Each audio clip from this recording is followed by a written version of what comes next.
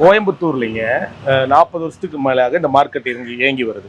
ஒரே கீரை, அதாவது ஒரே ஏரியால இவ்வளோ பெரிய மார்க்கெட்டு. அதாவது என்னன்னு பாத்தீங்கன்னா, இப்போ குஜராத்ல பாத்தீங்கன்னா அலங் மார்க்கெட் எல்லாமே ஒரே இடத்துல பெருசு. அதே மாதிரி சவுத் இந்தியாலேயே எங்க மார்க்கெட் தான் பெரிய மார்க்கெட், லார்ஜஸ்ட் மார்க்கெட். இங்க வந்து இப்போ ஊட்டி, கொடைக்கானல், அப்புறம் உடுமலைப்பேட்டை, மங்களம், பேட்டுப்பாளையம், இந்த மாதிரி பரவலா இருந்து வியாபாரிகள் 30-40 வருஷமாவே ஹாப்பியா வராங்க. எப்படி வர்றாங்கன்னா, பாமர மக்கள் இருக்காங்க இல்லையா, வசதி இல்லாதவங்க வந்து ஒரு ஆட்டோ பிடிச்சிட்டு கதவு ஜன்னல் காசு எல்லாமே வந்து இப்பதான் பட்ஜெட் போட்டு லோன் வாங்கி எல்லாம் பண்றாங்க. அன்னைக்கெல்லாம் பாத்தீங்கன்னா அப்படி இல்ல. பாமரங்கள் எப்படின்னா காசு வரும்போது வாங்குவாங்க.